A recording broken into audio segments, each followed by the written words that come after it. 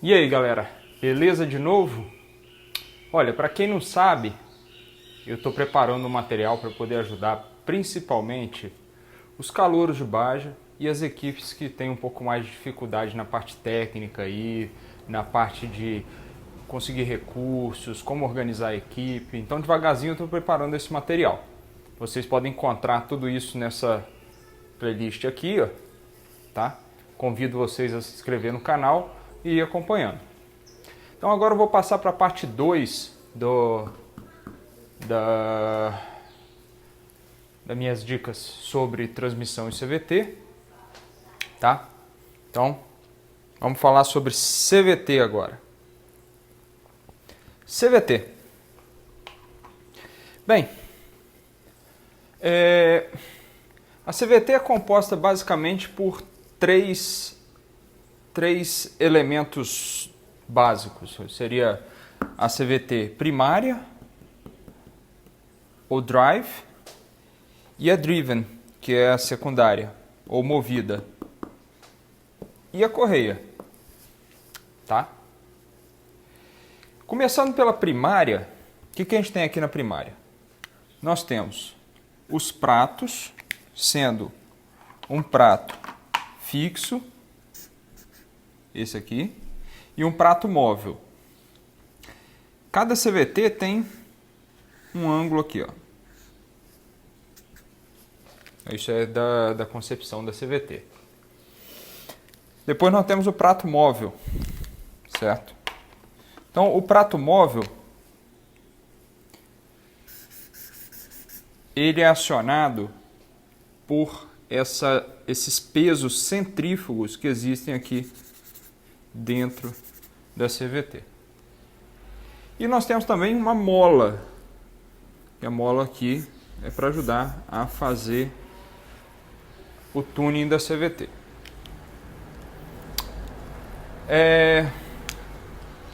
Antes da gente continuar, vou lembrar vocês que existe um livro muito bom para vocês aprenderem como é que se lida com CVT. Eu vou colocar ele aí na descrição, tá? Aconselho todos vocês a procurarem esse livro para ler. E aí,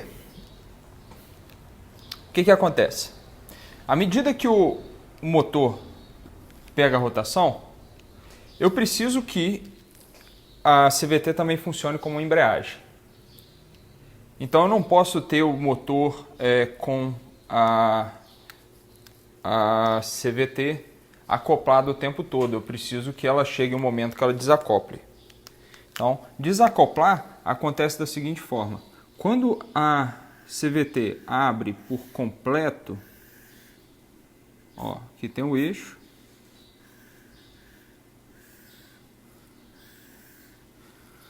Então, quando ela abre por completo, o que vai acontecer? Eu tendo a correia certa, na largura certa, a altura certa e o ângulo certo,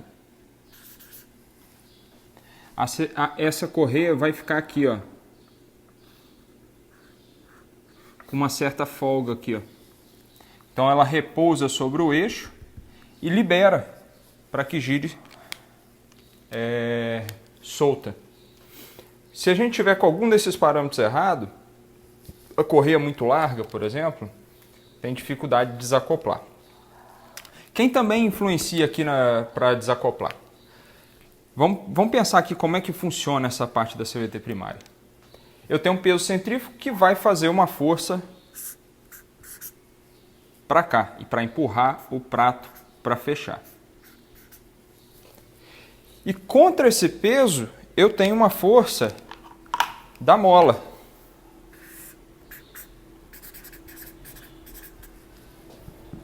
A mola. Então eles ficam se balanceando. Quando eu chego na marcha lenta aqui, eu tenho essa força aqui da força centrífuga, dos pesos, se equiparando com a mola, ela fica estacionada numa posição. Lembrando que essa mola aqui, ó, ela vai ter duas coisas principais, que vai ser o coeficiente mais a pré-carga, certo? Então, eu posso trabalhar de várias maneiras. Vou até dar uma uma virada aqui, lá com a mola. Por exemplo, se eu tiver uma mola com essa altura aqui, e ela com arame fino, com coeficiente macio, digamos assim, ou, vou colocar uma outra cor, essa outra mola aqui, ó, que ela é mais baixa do que essa, mas o arame é mais grosso. Vamos dizer que a altura sólida dela montada lá na CVT, ela vai comprimir até ficar da altura exata dessa aqui, ó. Então, se eu usar essa mola aqui, eu tenho 0 pré-carga. Se eu usar essa aqui, ó, eu estou tendo essa pré-carga aqui. Então, eu vou estar segurando ela uma quantidade X de força e essa aqui não está segurando nada. Só que a partir daí, olha só, quando eu venço essa força de pré-carga, essa aqui é uma mola macia, né? Então, a cada incremento de força que eu tenho aqui, ó, vindo dos pesos, eu consigo comprimir um pouco mais essa mola aqui. Essa aqui já é diferente, ela não tem pré-carga. Então, ela já vai começar comprimindo, mas ela comprime numa taxa menor. Então, essa aqui, ó, se a gente fizer um gráfico da atuação da CVT, quanto que ela fecha? Vamos chamar de X, o tanto que ela fecha aqui, né? Para poder ampliar a CVT. Versus RPM do motor. Para essa mola aqui, o que vai acontecer? Ela vai ter aqui, ela demora a começar, mas ela trabalha num ângulo mais inclinado aqui, ó. Certo? Ela vai ganhar distância mais facilmente. Para essa aqui, que tem um arame mais grosso, mas não tem pré-carga,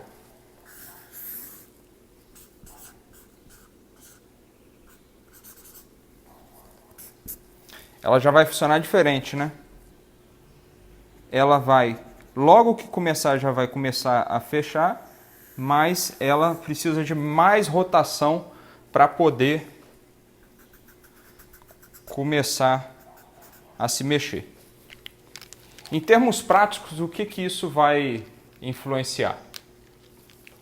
Se eu coloco essa CVT aqui, ela vai crescer a rotação do motor antes de começar a acoplar, só que depois que acopla, ela vai querer rapidamente aumentar a relação. É como se você pegasse a embreagem, segurasse a embreagem do carro apertado, colocasse a primeira e fosse acelerando bastante, aí você solta a embreagem com tudo e depois já coloca a segunda, coloca a terceira, coloca a quarta, sem deixar o motor crescer a rotação. Então, isso aqui que vai ficar mais ou menos desse jeito. Esse camarada aqui, ela já vai ser diferente. Então, isso aqui é como se a gente colocasse a primeira e fosse esticando a primeira, depois passasse a segunda, esticasse a segunda, a terceira, esticasse a terceira. Então, o motor vai trabalhar com a rotação mais alta quando a gente usa uma mola da primária com um coeficiente mais alto. Tá? Então, você precisa brincar entre pré-carga e coeficiente da mola para poder saber qual característica que você quer.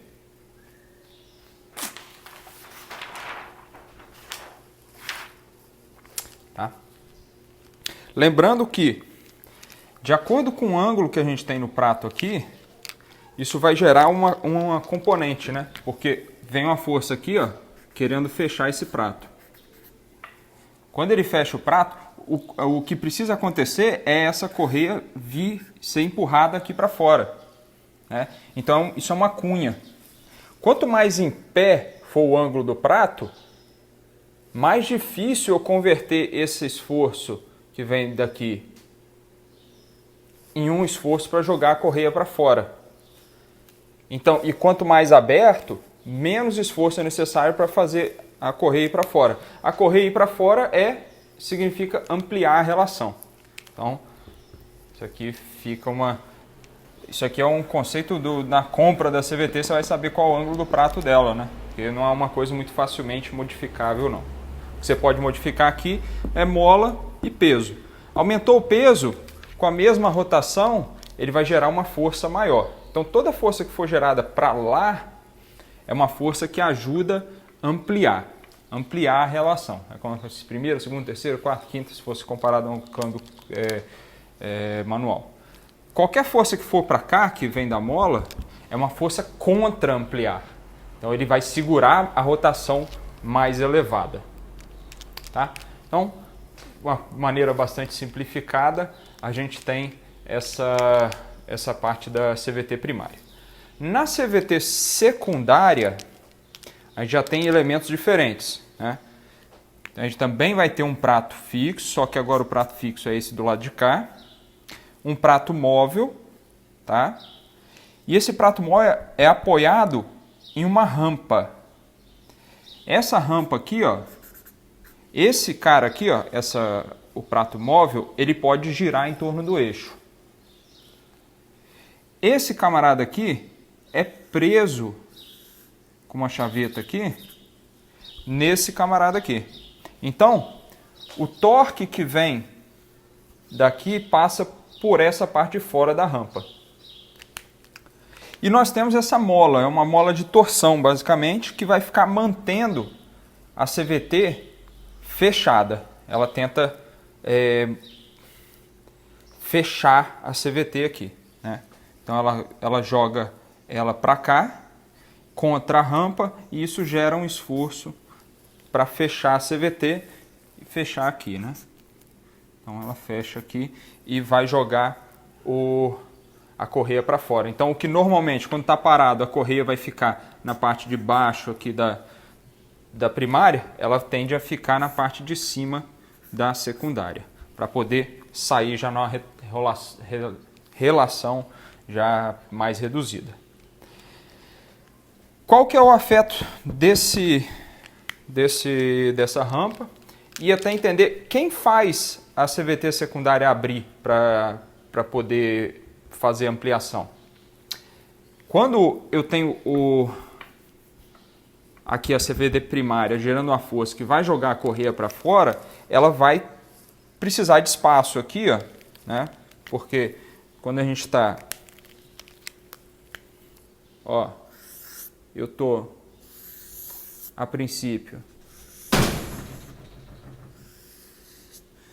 aqui, ó, Rzinho,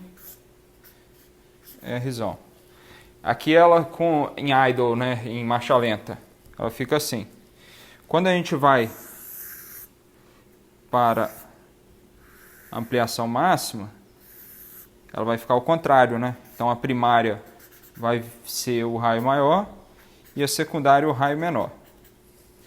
Lembrando que essa circunferência aqui, ó, que é a circunferência da correia, ela se mantém constante. Então, quando esse camarada aqui quer ir para fora e aumentar a circunferência aqui em cima, obrigatoriamente, como esses centros aqui não mudam de distância, ela tem a obrigação de reduzir o diâmetro da CVT secundária. Quem se contrapõe a ela chegar e ampliar de uma vez? O maior contraponto para ela se ampliar de uma vez é a rampa. E a rampa tem um papel fundamental na CVT. Até contar um caso que aconteceu na nossa equipe. De um ano para o outro, um carro que era basicamente o mesmo, CVT, tudo certinho, andava muito bem, e no outro ano não andou nada. E ninguém entendia o que era. Até que nós descobrimos que, na verdade fui eu que descobri esse problema, que como nós reduzimos mais aquela relação de transmissão na caixa de redução, faltou torque aqui nesse eixo para poder pegar a rampa e contrapor a abertura da CVT. Então o que acontecia? Ela abria muito facilmente. E aí é de novo aquela como se você ficasse empurrando uma marcha em cima da outra sem deixar o motor se desenvolver. É primeira, segunda, terceira, quarta, quinta, sem deixar o motor ganhar rotação. O que muda aqui na rampa? A rampa é bem simples. Então é um plano inclinado. Um plano inclinado. Então a gente vai ter o torque lá, né, que vai se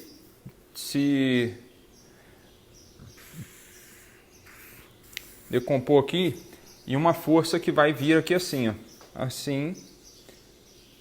A reação desse camarada tentar subir aqui um no outro, decomposto nesse ângulo que a gente tem aqui, vai ser uma força para cá. Então, se eu tiver essa rampa bem mais inclinada, olha, se eu tiver essa rampa bem mais inclinada, a resultante desse camarada aqui nessa direção vai ser menor. Então, quando a rampa tem um ângulo menor, ela gera mais força para não abrir a CVT secundária. Então, ela se mantém mais reduzida. E aqui, ó, se ela for mais inclinada, ela gera menos força para manter a CVT fechada na secundária. Então, ela pega e tem menos o que a gente chama de torque feedback. Isso aí, aonde em termos práticos isso aqui acontece? Por exemplo, você está vindo com o carro e dá uma acelerada rápida nele, que solicita a transmissão toda, e ela sente o torque aqui lá no eixo da caixa, que vem na CVT secundária, gera esse esforço aqui, que gera ela para fechar a CVT. Então, se eu tiver pouco torque no eixo secundário da caixa, eu preciso ter uma rampa bem pouco inclinada para eu conseguir manter essa força para fechar a CVT num patamar bom. E aqui, ó, se eu tiver muito torque lá, eu preciso colocar uma rampa mais inclinada para não gerar força demais, e aí eu teria a CVT travada numa posição muito reduzida. Eu não conseguiria ter velocidade final. A mola que fica lá, ela também tem a sua função. Então ela tentando manter a CVT fechada. Então ela dá uma pré-carga, que ela mantém a CVT por um tempo fechada, né? Quanto mais pesada aquela mola, mais tempo a CVT vai ficar completamente fechada e mais reduzida. Se aquela mola for mais macia, ela deixa mais facilmente a CVT abrir e ampliar o carro, né? Então, na CVT secundária, muito importante a rampa. A rampa foi como nós solucionamos o problema da CVT do nosso carro em 2010 para 2011. Então o carro saiu de um carro que não andava nada, chegou na Nacional 2011 e quase foi campeão do Enduro. Passou bem perto, ficou em segundo lugar de voltas. Então, muita atenção nisso aqui. Outra coisa importante é na hora de montar a CVT, que, como vocês viram lá, a primária e a secundária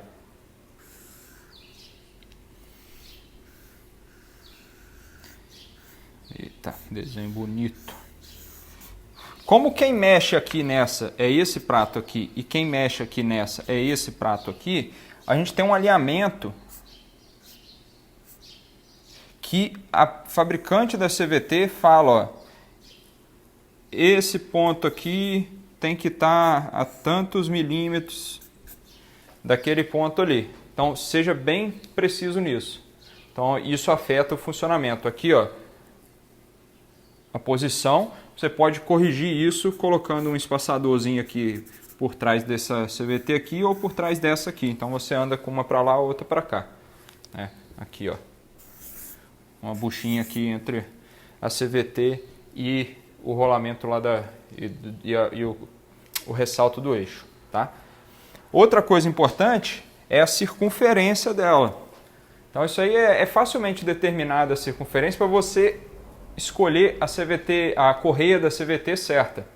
Então você pode desenhar lá no seu programa de CAD, pega o diâmetro do cubinho interno aqui, ó, esse diâmetro aqui, e pega aonde vai ficar aqui a correia pegando aqui o diâmetro mais externo desse cara aqui. Ela pegando e desenha isso e vê qual que é a circunferência que você tem aqui, ó.